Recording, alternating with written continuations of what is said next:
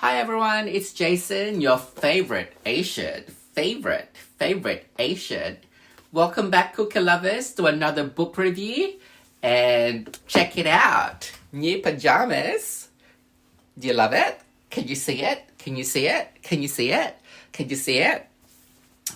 I was just walking through Kmart, just having a bit of a squeeze, and I saw this little great pajama, and I could not resist. It's almost like a Christmas pajama, but, it's cold, it's raining, and most of my pajamas were wet, so an impulse buy, but really a necessity sort of buy.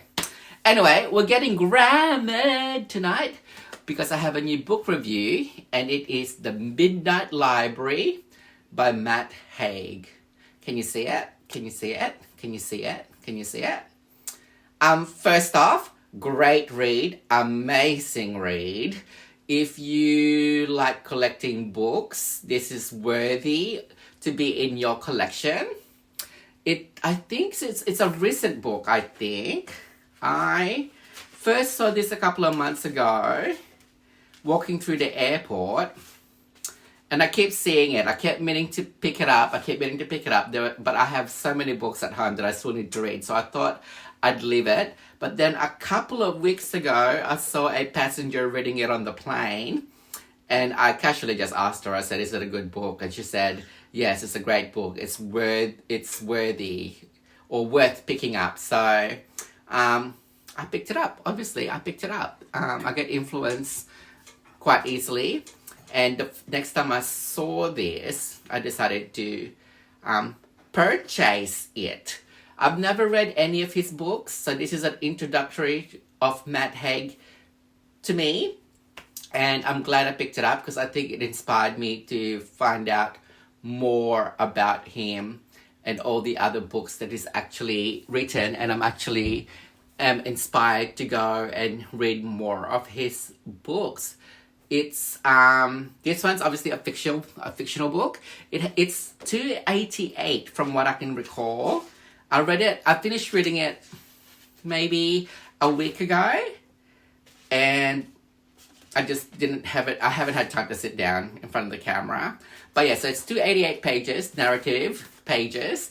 But it's a quick book. It's like I said to you in the last video, I have trouble reading past 300 pages simply because I just don't have the patience anymore and I don't have the stamina. So it's at that threshold of my reading limit. But I actually didn't notice how long the book is because I could not put it down. From the very beginning, I was hooked. I love the story of this and I love the characters in here. I don't want to say too much about the book and ongoing. If I'm gonna review more books, I'm not going to go too much into the narrative. I'll probably just say it's worthy to pick up, to buy, or just borrow it, or even just let it go. But this is definitely a book I think that's worth buying, or just borrow and then buy if you actually love it. I'm actually quite glad I bought it, so now it's in my collection that I can always just pick it up whenever I want to, because obviously certain books will go out of print and it'll be harder to find or pick up. So I'm glad that I have this in my collection to pick up whenever I want, because it's quite an inspiring book.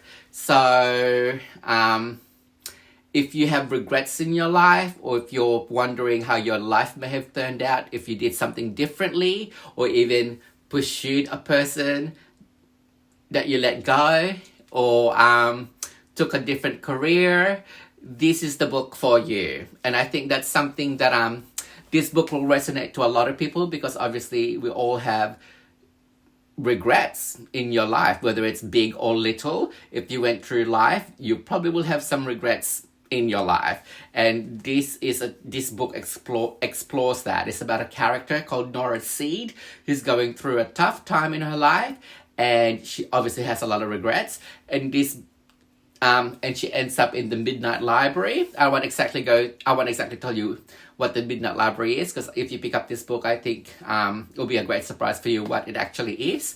And so she ends up in the Midnight Library, and she gets to go through her regrets. And it's a very inspiring book. It's actually surprising to me how uplifting it is, because it started off in a very, very dark place, a very sad place. And I need to warn you, the beginning of this book could be triggering if there's a certain thing that will be traumatic to you or for you. Be careful when you pick this book at the very beginning. It could trigger you because the person, Nora, the main character, does something that's not ideal. But once you get through that hurdle, the book is actually quite inspiring, and the story is quite inspiring to witness or to go through with that protagonist. I loved the character. I thought she would be quite depressing after reading the back of the book. I thought, she's gonna be a bit painful to ride along with. But no, she wasn't that at all. At the very beginning, she is, but as she goes through her journey, she goes through some key moments where she finds peace and she finds joy in her current situation. So it's an inspiring book to me. It's very philosophical as well. If there's references to Thoreau, Camus, I think a bit of Aristotle, I think as well. So, and Schrödinger. So I'm not very well versed in philosophy, obviously. I have barely read any authors about philosophy, or I've barely read philosophical books. But this is a great introductory. If you do have an interest in philosophy and you already know quite a lot about philosophy, I think you would love this book, and you'll find more of an enjoyment than most people who don't have that philosophical background or interest like me.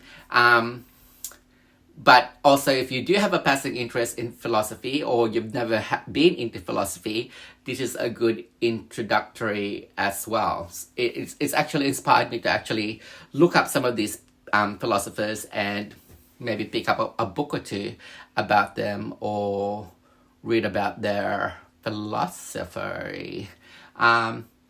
Yeah, I loved all the characters in here. I loved all the settings. And like I said, it's 288 narrative pages, but it moves quite quickly as well. I sometimes wished the author stayed in one scenario a bit longer, but I understand why he did it, because for me, it didn't really detract from the narrative. It was just I wish he could have, but it didn't really affect the my enjoyment of this book. Like I said, it's quite inspiring. It's an inspiring story. His style of writing is very approachable. It's not very verbose. It's very simply written, and no one can read it. For someone that likes to read like me and gets obsessed with a story and can't put a book down, you would probably be able to read this in under 2 days. Like in Sydney currently, it's raining, it's cold, it's wet, it's miserable. So once all your housework is done, or even, like me, if you get lazy, you don't want to do housework, you just want to lay in bed or on the couch with a nice drink or two and some biscuits, this is a great companion, and you'd be able to finish this book within 2 days, because it is such a great story, and you just get hooked instantly, and you just want to see what happens next. For someone who doesn't read as much, or is not much of a reader, I think this is a good book to pick up and just get your reading gears going. And you could probably finish this in a week or under a week, because as you can see, it's not very thick. And how the story goes, or the story in itself, will actually it'll be a challenge to put down. At least that's what I got. That's the experience I had with this book. I just could not put it down because I wanted to see what happened next. Also, if you're going through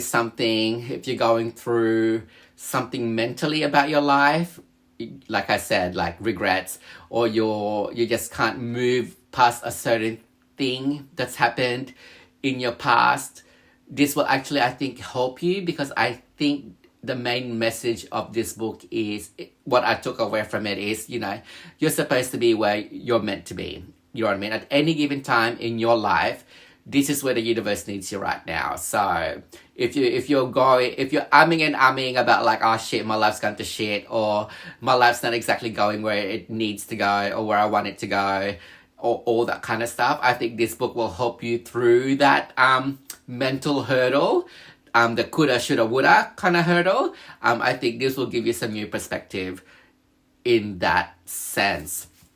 But yeah, definitely worth a read, definitely worth picking up before it goes out of print. As you know, some books go out of print, so it will be hard to find in the future.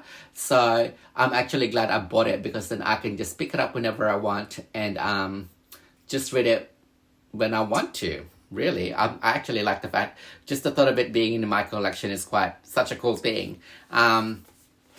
Yeah, so that's about it. That's about it, really. Very short and sweet. It's a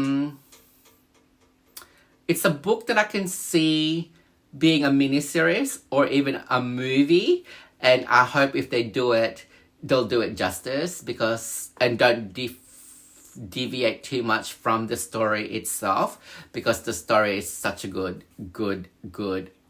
story. I can't say enough how good the story is. But anyway, I think this channel will become more like a book review channel, I think. Can you comment below if you want more book reviews, more vlogs, or even cooking videos? Yeah, but I think book reviews are here to stay. So I hope you like book reviews, because it's gonna keep coming. Yeah, so once again, Matt Haig, The Midnight Library. Pick it up before it goes out of print, or even just pick it up electronically. It's worth a read. Okay, that's it, cookie lovers. See you soon with another video. Bye! And remember, whatever you're going through today, next week, next month, this year, whatever, you're gonna get through it. So don't give up, hang in there. Okay, see you soon in another video.